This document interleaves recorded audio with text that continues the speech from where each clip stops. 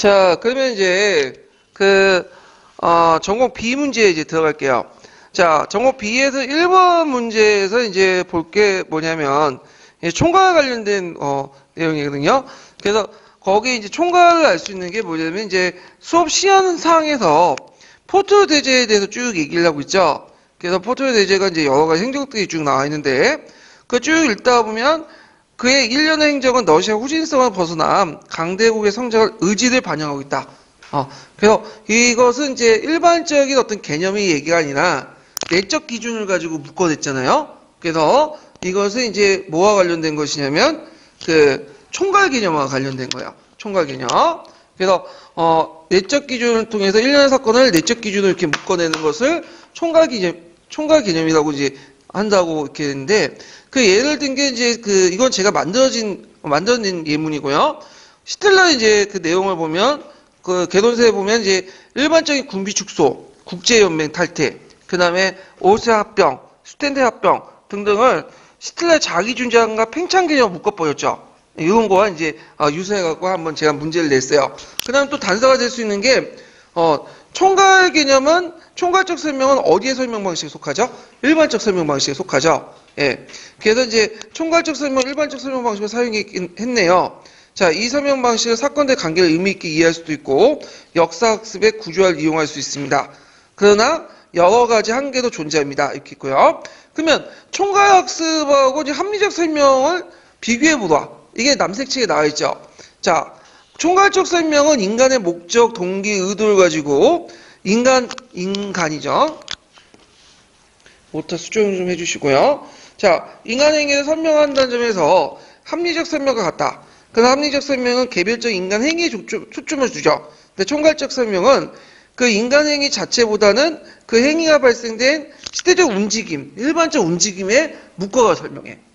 그 개별이 아니라 이런 개별들이 모여서 만든 일련의 움직임을 더 중요시킨다. 이걸 좀 기억을 해두시면 될 것 같아요. 자, 그 다음에 여기 보면 기읍과 니은의 이유. 그러니까 총괄 개념의 이제 뭐냐면 장점을 물어보는데 그냥 물어보는 게 아니라 그 장점을 내고 사건의 관계를 의미 있게 이해하고 그냥 구조한다. 왜? 그러면 관계를 의미 있게 이해하고 구조화시키는가? 자, 관계 의미 있게 이해할 수 있는 것은 뭐냐면 총괄을 통해서 특수한 사건을 일정한 이념이나 동향과 관련시켜 이해하기 때문에 이렇게 쓰시면 되고요. 두 번째는 역사학습 구조와 관련돼서 이제 뭐냐면 총괄적 사건을 종합 분류해서 자료를 정리하는 과정을 통해서 역사학을 구조했기 때문에 그러니까 이유를 물어본 거야. 장점 자체를 이제 물어본 게 아니라 그 왜 장점이 그게 장점이 되는가 그런 이유를 물어본 거고요.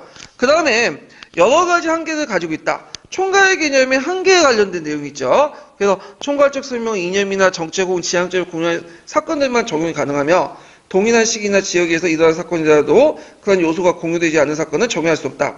그 다음에 학생들 스스로 그런 요소를 공유하는 것은 사건을 발견하기 쉬운 일이 아니며 때로는 총괄 과정에서 자의적 기준이 동원되기 쉽고 그 사건이 왜 일어난 거나 그 사건의 성격을 말하기 때문에 인과관계에 초점을 맞추는 역사적 설명의 본질에서 벗어난 거다.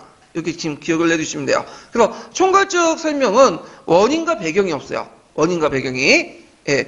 그래서 항상 논어책에 다 있지만 총괄학습을 할 때 그것을 이제 보충하려면 뭐도 해야 된다? 인과관계 설명, 원인 배경도 같이 알려줘야 돼.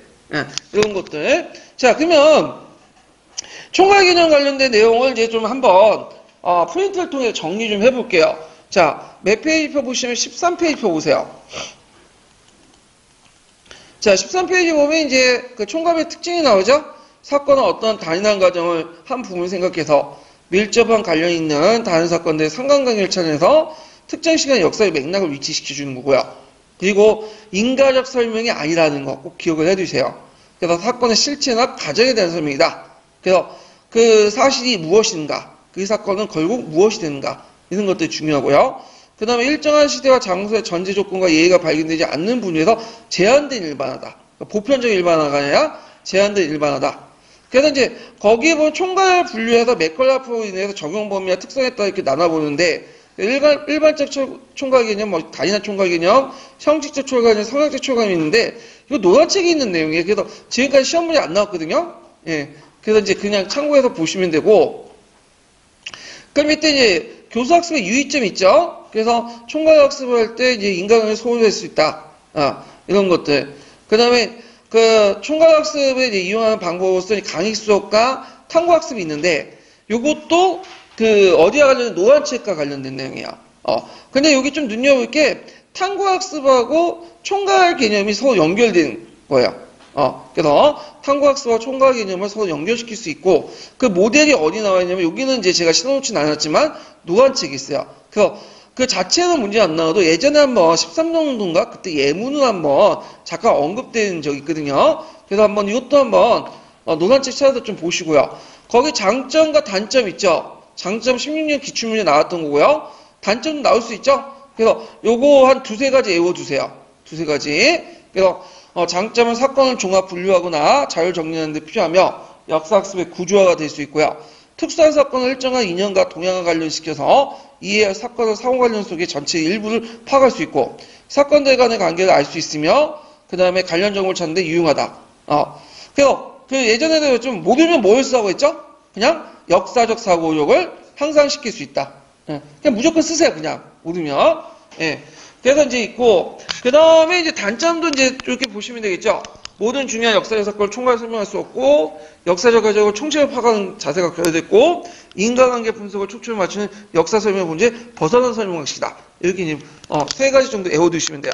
자, 그래서 이제 1번 문제를 풀어봤고 2번 문제 볼게요. 2번 문제. 자, 2번 문제는 이제 뭐와 관련된 거냐? 숙종시대 때 이제 한국정치와 관련된 내용이죠. 그러면 이제 잠깐 이제 14페이지 한국정치 보고 그 문제 풀어볼게요. 자, 한국정치는 이제 물론 이제 그 숙종뿐만 아니라 영조 때도 있었고 경종 때도 있었어요. 근데 이제 숙종이 대표적으로 한국정치를 이용했죠.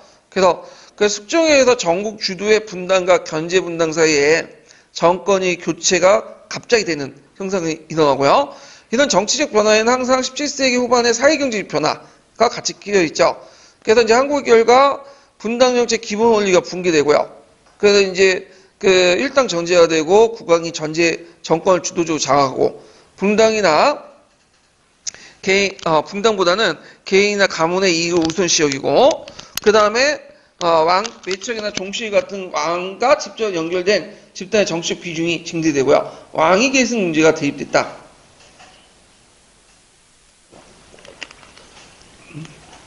그 다음에 이제 뒤에 넘어가서 3, 4, 2조 전량의 정치적 비중이 감소되고 그 대신 비변사 기능이 강화됐죠. 그리고 이제 상품화폐 경제에 영향을 받아서 명분과 실리를 강조하는 그런 사회로 바뀌었다. 그래서 한국 정치는 세 개 있었어요. 경신한국, 기사한국, 갑수한국. 그래서 이제 요번에 이제 그 모의고사 문제 낸 곳은 경신한국 관련된 거예요.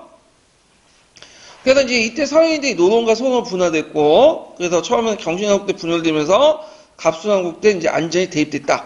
그래서 노동의 대표적인 사람은 누구죠? 송시열이죠. 그래서 예전에 한번 기출문이 나왔죠. 송시열에 그 속했던 분당이 어디냐?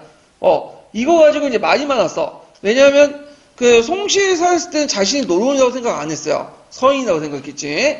노동은 그 뒤에 이제 나중에 분파난 나온 거고. 자, 하여튼 송시열은 노동은 이제 대의명분을 강조하고 내수외양 이런 것들을 강조하고요. 서원 같은 경우에는 이제 온건파 실리를 중시하고 적극적인 북방 개점을 주장했죠. 그래서 그때 같은 서인 안에서도 송시열하고 그 당시 그 뭐냐면 윤중이나 이런 사이에 별로 그 사이가 안 좋았죠. 이런 것들. 자, 그래서 이제 이런 내용들을 좀 기억을 해주시면 되고요. 그러면 2번 문제 볼게요.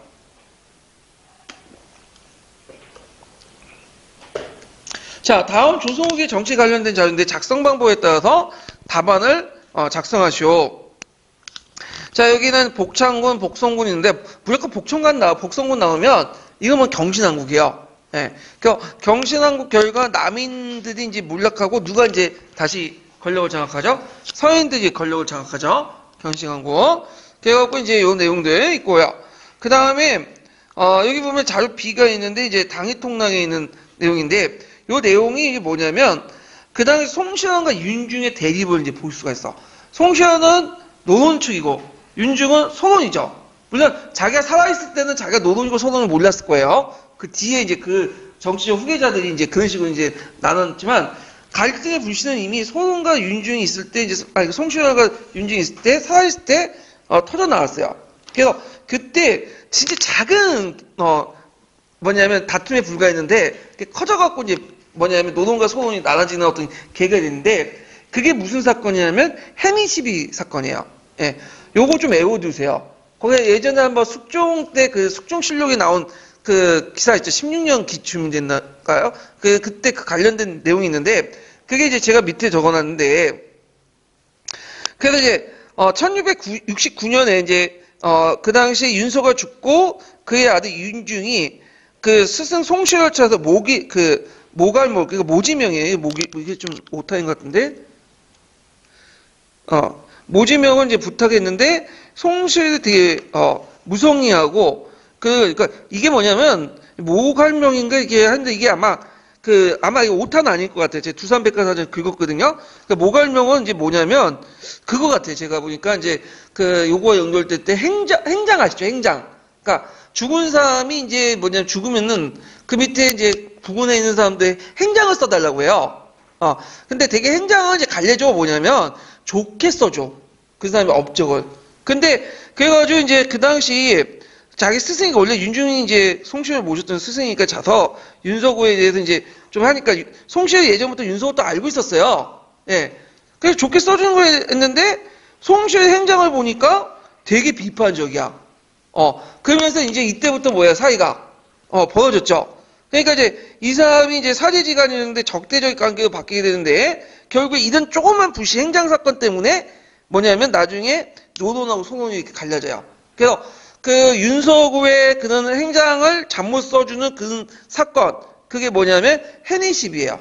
예. 해니십이 딱 보면 그 별것도 아닌 건데 개인적인 어떤 갈등인데 이런 것들이 나중에 커져 나갔다. 이렇게 좀 기억을 해주시면 돼요. 그래서 그 당시 송시효이 나중에 뭐라고 비난하면 원래 윤서구하고 이제 윤중하고 처음엔 총이 좋았어. 근데 송시효를 보니까 그 윤중과 윤서구가 하는 짓이 자신을 기만했다는 거야. 그 왜 기만했냐? 그 사람의 이제 논리를 이제 보니까 그 당시 윤후라고 아시죠? 윤후. 그래서 윤후. 그래서 윤후가 있는데 윤후가 이제 그 뭐냐면 송시효와 대립했던 인물이에요.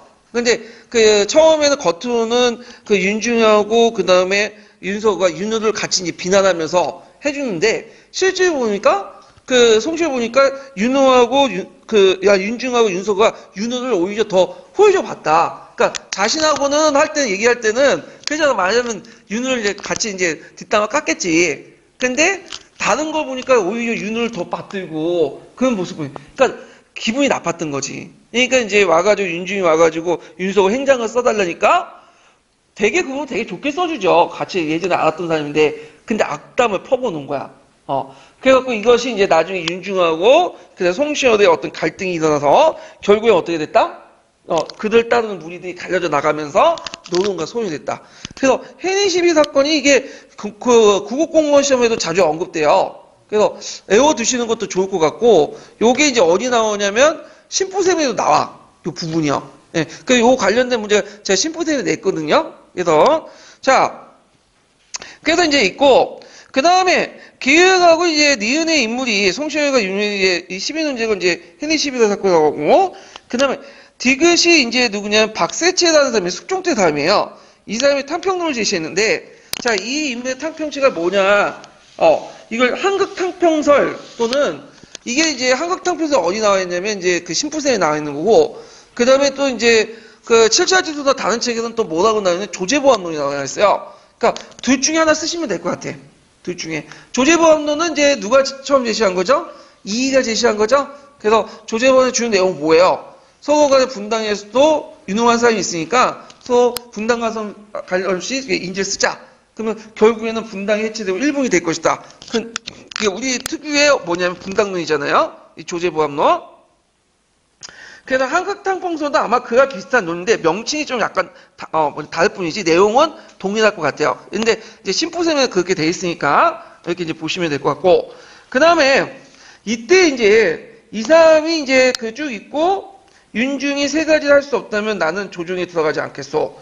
하면서 윤중이 이제 했던 게 뭐냐면 첫 번째가 뭐냐면 척신 간의 정치 간여를 배제하고 송시효를 제어하고 남인을 포용하자. 그러니까 여기에서 하는 말은 뭐냐면 이제 그 소론하고 뭐죠? 노론의 차이점을 얘기하는 거죠. 노론은 남인을 배척하는 거죠. 소론은 들어오는 거고. 그 다음에 척신 정치는 뭐냐면 그 노론은 적극적으로 이용하려고 했고 척신의 외척 같은 걸 배제하려고 했죠. 이런 것들. 그 다음에 이제 송시효의 갈등. 이것도 어디 나오면 심부셈이 나와 있어요. 그래서 외워두시는 것도 좋을 것 같아. 만약에 소론하고 노론의 차이점, 이거를 이제 그냥 교과서 수준에 쓰라고 하면 되는데, 이런 식으로 사조를 제안해가지고 이제 물어보면, 그냥 교과서가 아니라 이렇게 사조의 내용들을 좀 기억을 했다가 써주는 것도 좋을 것 같아요. 요즘에 사조 그대로 물어보는 것도 있으니까. 자, 그래서 이제 이런 내용들 이제 보시면 되고, 제가 심부셈을 읽어봤는데, 어떤 분이 그래요. 심부셈 다 봐야 되냐. 근데 이것도 골라서 봐야 돼. 심부셈이 그 내용이 6건인데 이걸 어떻게 다 보고 앉아있어. 다 보면 괜찮지. 그래서, 근데 다 봤다가 다 떨어져요. 솔직히 말해서. 예. 그 내용을 다 기억할 수 없는 거고. 그래서 전략적 선택을 해야 되는데, 자, 일단 1건하고 2건은 갖다 버리세요. 판타지물이야. 예. 완전히 이거 무슨 엽기 판타지물로서 그 사전만 좀 약간 볼 수 있는데, 그 내용은 갖다 버려, 그냥. 거기 매달고 그거 외웠다가는 다 떨어져. 예.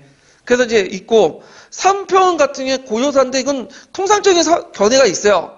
되게. 근데 문제는 이제, 여기는 참고는 하는데, 문제는 시험 문제는 잘 안 나와. 요 부분은. 그러니까 다른 책 봐도 나와요. 뭐 교과서나 통론 보면 그 나오는 내용들이 준대지 여기도 안 내더라고. 근데 어디에서 주로 많이 내냐면, 조선시대 때. 예. 그래서 그게 4권하고 5권, 그게 몇 권이야? 1권, 2권, 3권, 4, 5권이죠. 예. 조선시대 때는 보세요. 조선시대 때는 웬만히 많이 내더라고요. 거기에서. 그 다음에 6권에서 근대사 넘어가죠. 근대사는 굳이 볼 필요는 없을 것 같아요. 왜냐면 한국 근현대사 책이 더 자세히 돼 있어. 축약돼 있고. 그래서 그 예전에 7차 지도서 그 한국 근현대사 책 있죠. 그걸 보는 되는데 다만 뭘 보냐면 거기에 있는 사료들 있죠. 사료들은 눈에 발려주세요. 예.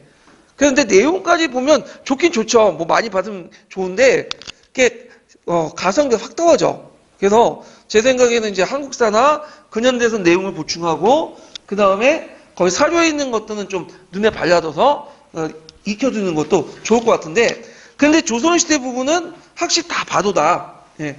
그래서 요번에 이제 제가 시험 문제 심부셈에서 조선시대에 있는 문제들 좀 많이 냈어요. 찾아가지고, 예.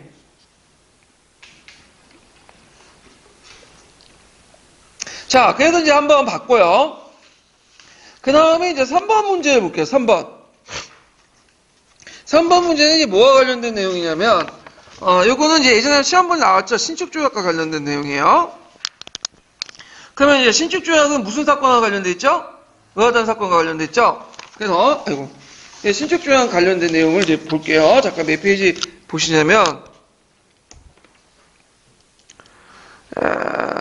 여기 15페이지 펴보세요. 그래서 이제 배경을 보면 기독교 유교 질서 파괴에 대한 보수 관료와 신사의 분노 이런 것들. 그 다음에 교환 사건이 터져나서 제일 절정이 됐던 게 의아단 운동이죠. 그다음 독일의 상등반도 침략과 그에 따른 철도 개설 및 토지 매입, 철도 도로 건설을 통한 정통적인 운송 노동자 대규모 실업 이런 것도 있는데 그 당시에 운하가 중심이었죠. 예전에 중국에서는. 근데 운하가 이제 점점 물류 교통에서 벗어나서 철도나 도로 같은 것들이 만들어지면서 이들이 되게 실업하게 돼요. 그래서 그들이 내세웠던 것이 이제 뭐냐면 그 부평 면왕이죠. 그래갖고 이제 해가 국경을 점령하고 쭉 있고 그 신축조약의 그 체결 내용을 이제 보면 위하던 책임자를 처벌하고 그 천진의 대고포대가 있어요. 그러니까 항상 그게 가로막았거든. 그래서 그걸 해체하고 북경의 공사관구현 동교민항지역을 이제 설치하고요. 그래서 오늘의 동교민항지역은 원래 중남해 아시죠? 중남해. 그래서 중국의 핵심 권력층이 그 권력층 상무위원이 있거든요. 열 몇 명이 거의 다 중남해에 살고 있어. 자, 그 외국군의 주둔 인정, 간세와 연세를 담보로 한 막대한 배상금 지불, 총리 기망을 폐지하고 외무를 설치하고 그때 이제 위하단 운동이 일어날 때 그 뭐냐면 서태후가 강남 총독들에게 무슨 명령을 내냐 순무들에게 뭘 내렸냐면 위하단 운동에 적극적으로 협력해라. 근데 말 안 들었죠. 그래서 따로 이제 조약을 맺었는데 동남 후보 조약이야. 그래서 이것은 이제 그 중앙 권력의 말이 안 통했다. 그래서 권력이 뭐 이원화됐다는 걸 볼 수가 있는 거죠. 자, 그러면 이제 위화당 운동의 의의를 보면 중국 서구 제국주의 열강의 중국 분할 및 지방 직접 통치를 저지했다는 거. 그러니까 청나라 정부의 권위가 하락해서 형목파 입지가 강화됐고 보수파가 실각되고 양모 관료 세력들이 만회돼서 무슨 운동을 했다? 강서신정이 하게 되죠. 그런 것들 이제 같이 기억을 해두시면 될 것 같아요.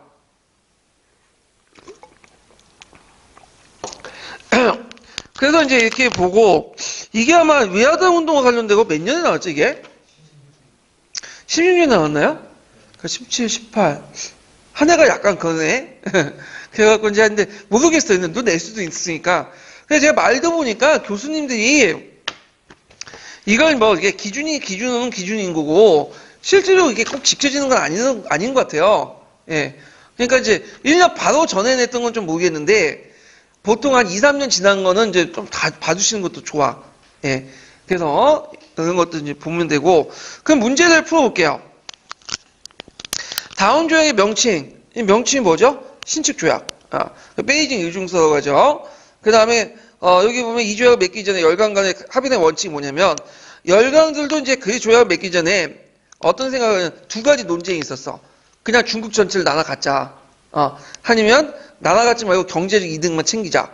근데 막상 이제 의화당 운동을 진압을 하다 보니까 이게 민중대 저항이 너무 거센 거야. 만약에 중국을 나눠가졌다가는 통치 비용이 너무 많이 들어. 그러니까 차라리 그냥 실리만 챙기자. 그래서 이제 영국이나 특히 미국이 그걸 주도했죠. 예, 그래서 그때 이제 영국과 미국이 내세웠던 것이 그 유명한 문호개방 정책. 이런 것들이 이제 여기서 또 한번 확인됐고요. 자, 하여튼 중국의 영토와 주권을 보장해서 서태후와 청조의 지배를 인정한다. 그리고 이런 내용을 쓰시면 되고, 자, 이 조약 내용의 청조의 간제 개편 내용, 요것도 있죠. 총리하문 대신에 외교부를 설치하고 육부에 둔다. 예. 그 다음에 이제 이 조약에 미친 영향 두 가지 쓰시오. 이렇게 했는데, 1860년대 이래 반기독교 운동, 이걸 뭐라고 하죠? 교환이라고 하죠. 그래서 이제 시작된 이 외화당 단계에서 절정이는 반외세 운동은 결과적으로 청조의 대의주의를 이제 심화시켰고요. 그래서 청조 같은 경우에는 이제 자신의 어떤 그 체제를 유지하기 위해서 외세에 더 의존하게 됐고, 그런 꼴을 본 이제 그 혁명파들의 이제 세력들이 점점 커지게 되죠. 그래서 이제 거화 운동이나 이런 것도 이제 퍼져 나가고요. 그래서 이런 내용도 이제 같이 기억을 해두시면 될 것 같아요. 그 다음에 이제 보너스 문제 좀 이따 풀어보고요. 4번 문제 볼게요. 4번은 다음 어떤 전쟁에 관련된 자료이다. 밑줄 친 그 전쟁의 명칭을 써보고 이 전쟁이 일어나게 된 배경을 정치적, 영토적 측면에서 각각 하나 쓰시오. 자, 여기는 사료가 쭉 나와 있는데 단서를 찾아야 돼. 단서 얘기점을 가사를 볼게요. 그는 이제 왕가혈통의 왕자였으며 프랑스 최대 영주 중에 하나이다. 공작 누이의 치적 중에 하나가 이번 전쟁이 있는데 쭉 있는데 거기에 뿌아뚜의 병경에서 뿌아뚜의 전투가 쭉 나와있죠. 그 다음에 거기 잔이라는 사람이 있어. 나의 잔. 잔은 누굴까요? 잔다르크야. 그러니까 두 개의 단서를 잡으면 이게 무슨 전쟁 관련된 상황이 지금 100년 전쟁이죠. 그래서 이제 100년 전쟁 관련된 내용을 이제 문제를 냈는데, 자, 몇 페이지 펴보시냐면 16페이지 펴보세요.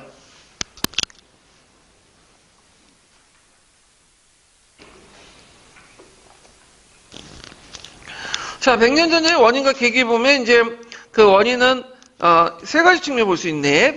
반려 왕조 왕위 계승 문제. 그다음 두 번째, 이거 예전에 시험 문제 나왔죠. 그다음 프랑스 내 영국령 문제. 그다음 프랑스 지방 문제. 이것도 이제 시험 문제 나왔죠. 그래서 세 가지 측면이 있고요. 영토적, 경제적, 정치 문제가 서로 엉켜져 있었고, 100년 전쟁 이제 가정들이 쭉 계기가 있고, 그다음 100년 전쟁 당시 영국과 프랑스의 국력 비교 배워두셔야겠죠. 그래서 그 당시 이제 그 군대 핵심은 영국 보병과 장군수였고, 그 다음에 프랑스는 중무장 기사였다. 예. 그래서 몇 가지 전투가 있죠. 크레이지 전투. 예전에 시험 문제 나왔다. 이런 것도 있고, 결과적으로 왕권이 강화되고 100년 전쟁 결과 공무원세력이 몰락되고 민족의식이 형성됐고 그 상징적 역할을 했던 것이 잔다르크죠. 그다음 프랑스의 영국 영토가 거의 대부분 수속됐어요. 카렌을 제외하고는 거의 대부분 수복을 했고요. 그래서 카렌도 나중에 넘어가죠. 이제 프랑스 쪽으로. 그래서 프랑스의 민족주의를 형성하는데 큰 계기가 되었다. 영국도 마찬가지죠. 영국도 이제 100년 전의 결과 프랑스 영역을 다 잃으니까 영국 국내 문제에 이제 뭐냐면 신경 쓸 수밖에 없고 그러면서 이제 뭐냐면 영국 민족주의가 형성이 됐다. 이렇게 좀 기억을 해두시면 될 것 같아요.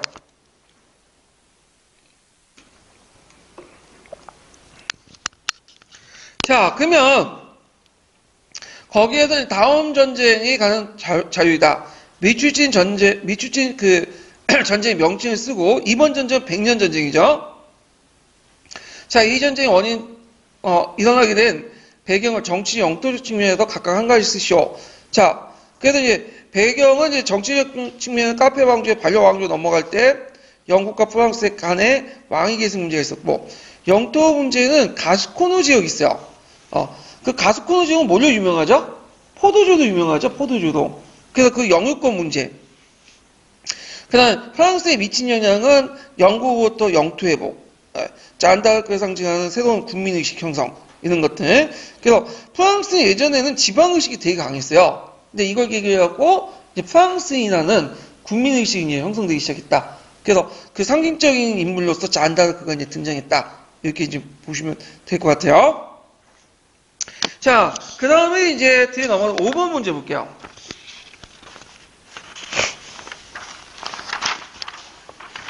5번은 조선의 법전 문제죠. 건국대전 관련돼갖고. 또 관련된 두 문제 정도 예전에 시험에 나왔던 건데. 자, 그래서 이제 그 관련된 이제 그 내용들 이제 보충 페이지에 찾아보면 17페이지 펴보세요. 자, 조선 건국전이 있죠? 그래서 예전에 시험 문제 나왔죠? 정도전에 의해서 펼쳐낸 시도 사천벽전이다. 공식적인 법전 인정받지 못했지만 주례 입각의 육전체제에 의해서 만들어졌고 이거 육전체제가 나중에 후대 법률에 큰 영향을 주죠. 그 다음에 경제 육전이 예전에 시험 문제 나왔죠. 최초의 공식 법전.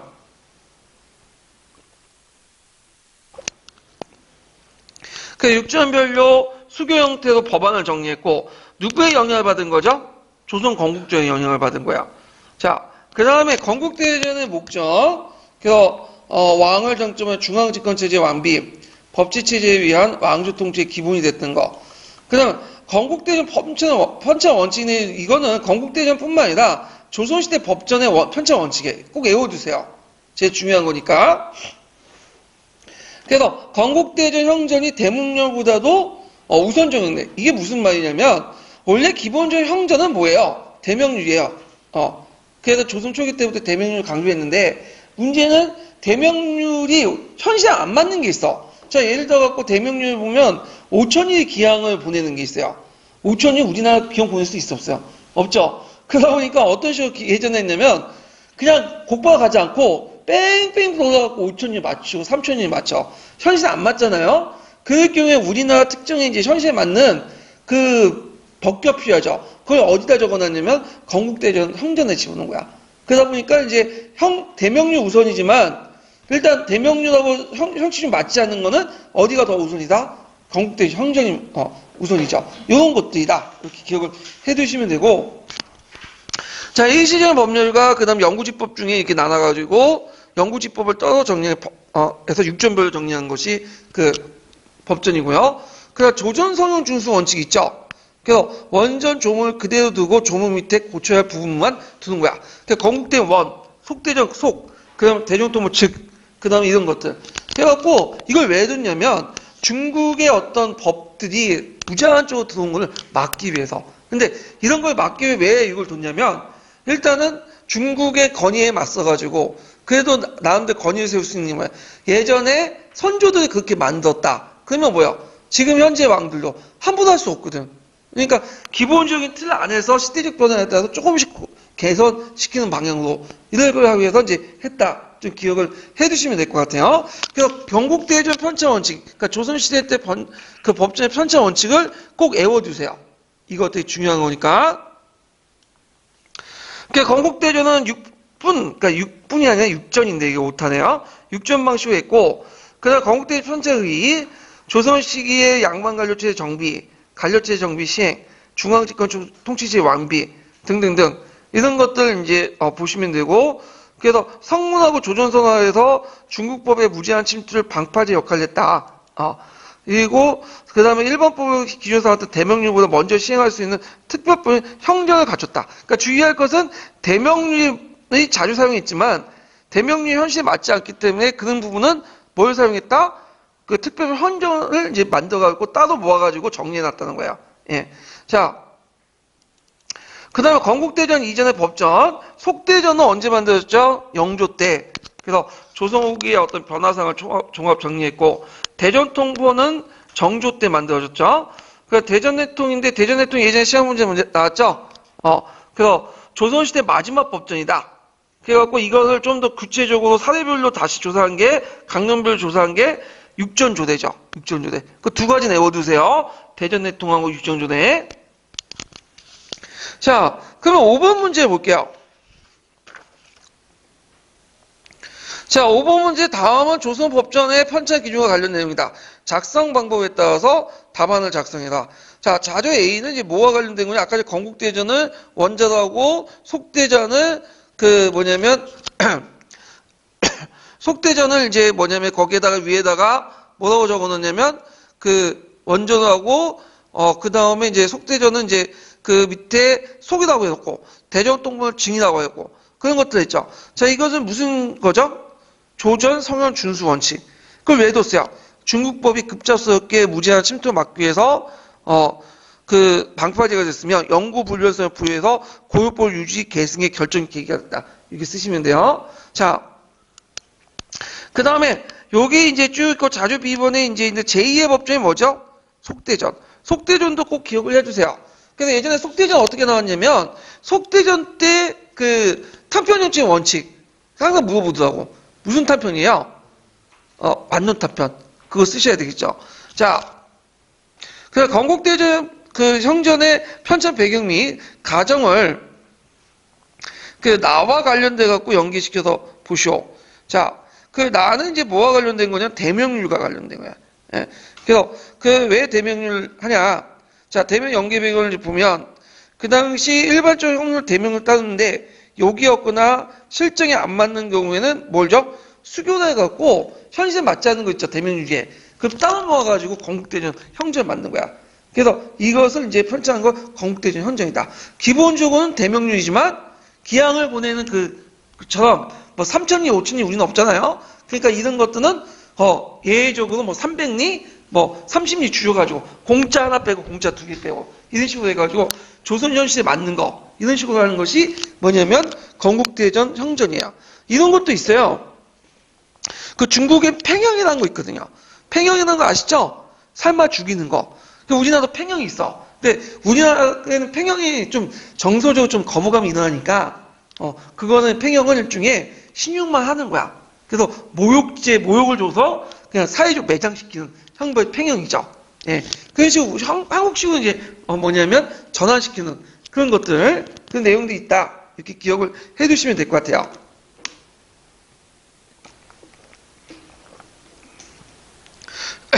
자, 그 다음에 6번 문제 볼게요. 러시아 혁명이죠. 요번에 이제 시험 문제 나온 건데, 요번에 시험 문제 나온 거는 이제 러시아 혁명은 아니고, 짜르 정치 그 부분 있죠? 토지개혁 관련된 부분. 그래갖고 이제 있는데, 이거는 이제 러시아 혁명 자체를 이제 물어봤어요. 그래서 러시아 혁명 관련된 내용을 잠깐 보충 페이지 보면요. 18페이지 보면,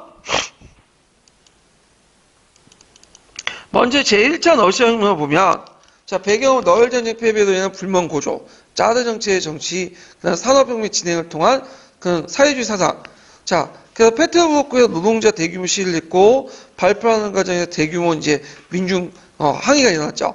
그래서 그때 일반 민중들이 요구한 내용과 그다음 들어준 내용 그거 꼭 기억을 해두셔야 되겠죠.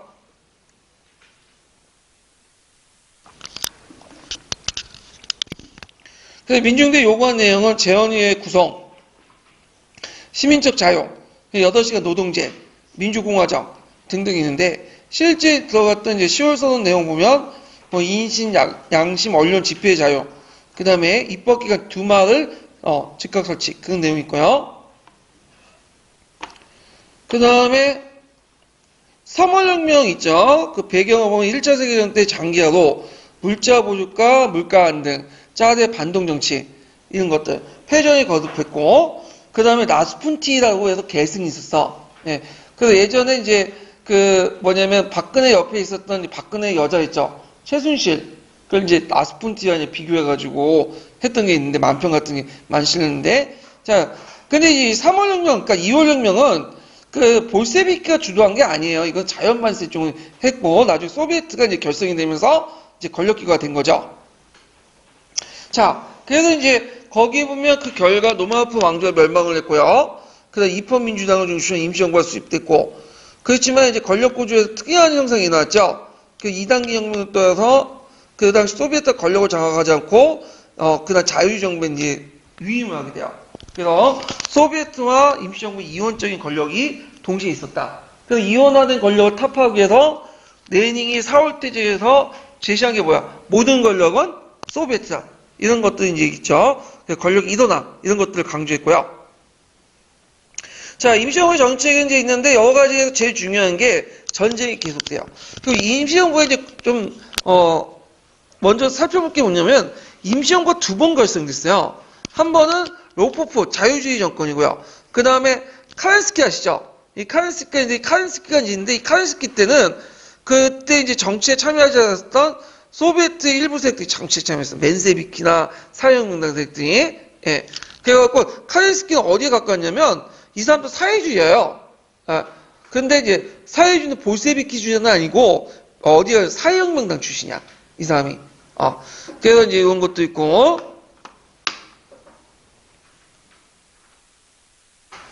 자, 그 다음에 이제 4월 태제 내용 외워두셔야죠. 제일 유명한, 그 문건인데, 자, 그 구호 외워두셔야 돼. 모든 권력은 소비에트로, 농민들의 토지들, 즉각적인 평화. 그래서 모든 권력은 소비에트는 아까 말했지만 이원화된 권력 형태를 일원화시키자. 그 다음에 농민들의 토지를. 근데 여기에서 딱 중요한 게, 농민의 토지. 이거는 이제, 그 당시 그 소련 농민들이 이제 많았으니까, 다수였으니까 그런 걸 주장했고, 사회혁명당 의견을 받았는데, 주요 토지를 주장했는데 거기 뒤에 빠졌죠. 뭐가 빠져? 토지에 소유권을 주는 게 아니에요. 뭐죠? 경작권을 주는. 그것도 집단 농장 형태로 주는 거야. 근데 농민들은 뭐만 본 거야?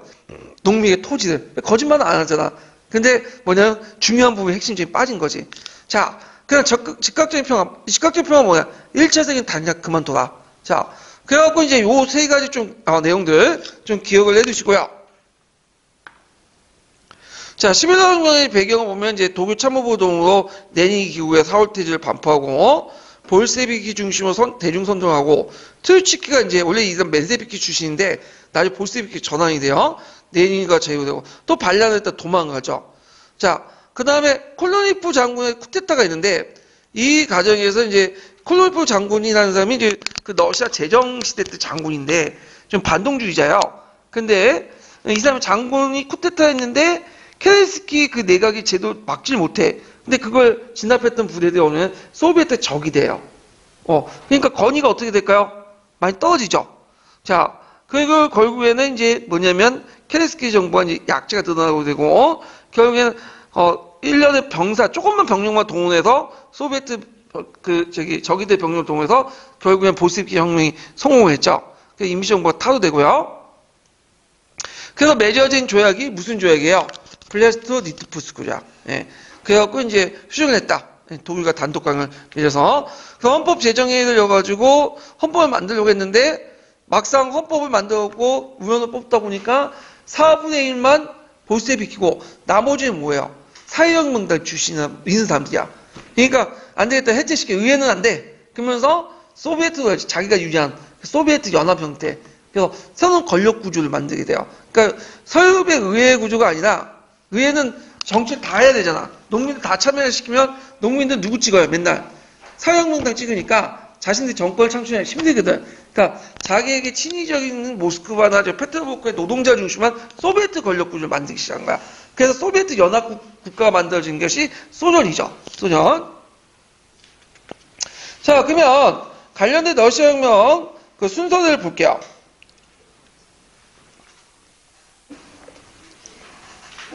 예전에 시간 순서대로 한번 쌓은 문제가 있었죠. 그러면 시간 순서대로 이제 보면 첫 번째 할 게 뭘까요? 나죠. 입헌 민주당으로 구성된 임시정부가 등등등 이런 내용이 있고, 두 번째가 나죠. 4월 태제. 그 다음에 가죠. 그래서 코노리조프 장군의 쿠데타. 예. 그 다음에 이제 다가 되겠죠. 그래서 재현이의 소집. 그리고 마지막 마가 요 마는 무슨 내용이에요? 러시아는 우크라이나, 발트 연안 지역, 핀란드를 독일에 양도하고 쭉쭉 있는데, 요거는 이제 뭐냐면 블레스트 니트푸스크 조약이죠. 근데 주의할 것은 블레스트 니트푸스크 조약은 일단 전쟁을 하지 않는다. 그리고 영토를 상당히 많이 할애를 했잖아요. 독일한테 할애를 했는데 그 영토가 실제 독일 지배했는가? 그건 아니에요. 그 당시 러시아 혁명이 일어나고 1차 세계대전 때 막 러시아 패하니까 러시아 밑에 있었던 소수민족들이 뭐예요? 거의 반독립적으로 나왔어요. 그러니까 거의 독립한 상태 뭐야? 그러니까 이 땅을 떼어준다고 해서 실제 뭐야? 독일이 먹지를 못할 뿐만 아니라 독일은 지금 요 땅을 먹을 수 있는 여력도 없어. 병력이 어디 가 있죠? 다 서부전선에 집중돼 있었죠. 그러니까 실제로 이거는 떼어준다는 것 뿐이지 실제로 실효적 시위를 한 건 아니에요. 예. 근데 그때 거의 독립적으로 놀았던 그 나라 중에 핀란드나 발트 삼국 제하고는 나중에 다 이제 소련이 어느 정도 그 소비에트 정권이 안정화된다면 어떻게 해요? 다 또 소비에트 연방으로 더 들어가게 되죠. 그 다음 발트해 삼국도 들어가게 되고, 핀란드 같은 경우 독립했지만 그 겨울전쟁 때 많은 땅을 또 뺏겼잖아요. 예. 그래서 발트해 삼국이나 우크라이나나 핀란드의 공통점은 뭐냐면 그 당시 히틀러가 쳐들어올 때 누구 편을 들었냐? 소련 편을 안 들고 누구 편을 들었죠? 히틀러 편을 들었다는 거야. 왜 그들 입장할 때는 그 소련 원수거든. 스탈린 원수잖아. 예. 그래서 예전에 할리차너 사단 나올 때 그런 배경이에요. 예. 자, 그 다음에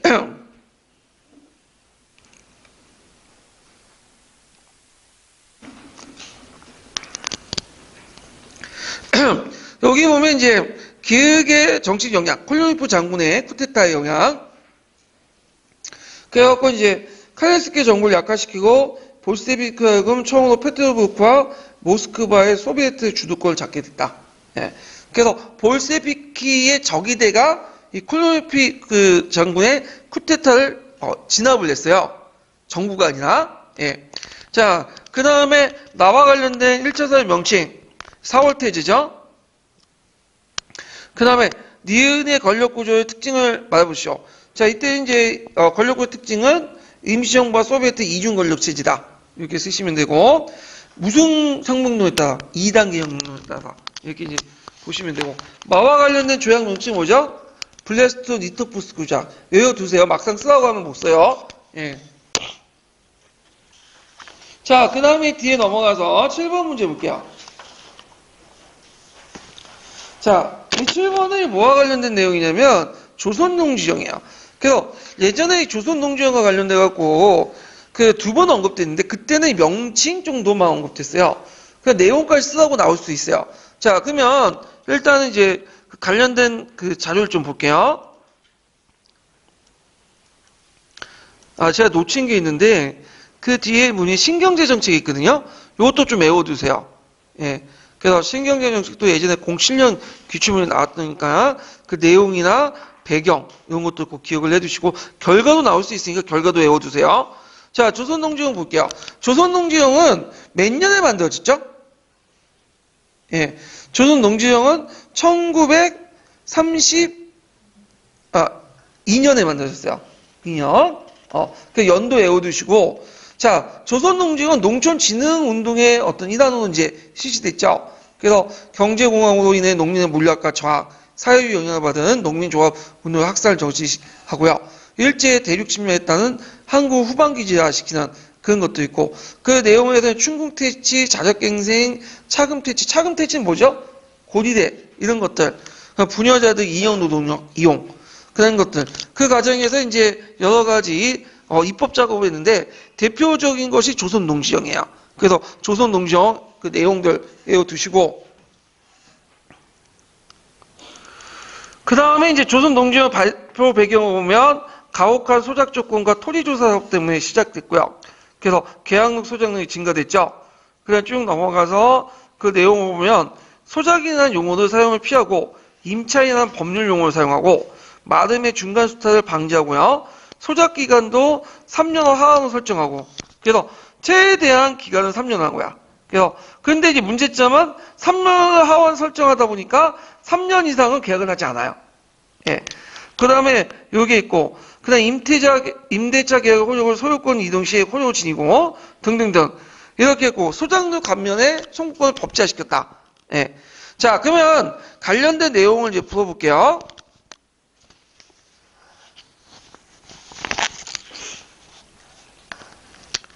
자 자료 A와 관련된 조선 총독의 추진한 운동을 보자. 써보고 이게 무슨 운동이에요? 농촌진흥운동이죠. 예. 그 다음에 자료 A의 방안에 대한 조선 총독의 의도를 말해보시오. 그래서 식민지 조선을 대륙 침략의 거점을 재편성하기 위해서 학대 인류로 일던 농민운동을 저지하기 위해서 농촌사회 안정화를 위해서 이렇게 했고요. 그 다음에 자료 B의 1차선 명칭은 뭐와 관련된 거냐면 뭐 3년 내려갈 수 없다 등등 있죠. 그냥 이건 조선농지령 이렇게 쓰시면 되고 그래서 조선농지령이 그 뭐냐면 이렇게 있고 그 다음에 기획조약을 실제 적용했던 호감의 의미를 쓰시오. 3년 내려갈 수 없다. 예. 그래갖고 이제 여기에 이제 그 호감의 의미는 제주의 자유에 의한 부당한 소작지 반환 요구부터 소작농을 보호하는 효과를 가지고 있고요. 근데 실제로 소작기가 단축시킴으로써 제주의 소작에 대한 압도적 우위의 법률로서 인정하는 조치였다. 이렇게 쓰시면 돼요.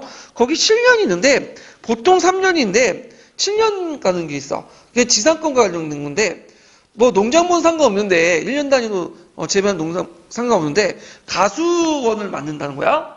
땅을 빌려갖고 가수 농사 같은 경우에는 그 모목을 키우는데 몇 년씩 걸리죠. 그러면 기껏 키워놨는데 땅을 뺐으면 소작권을 박탈하면 어떻게 해요?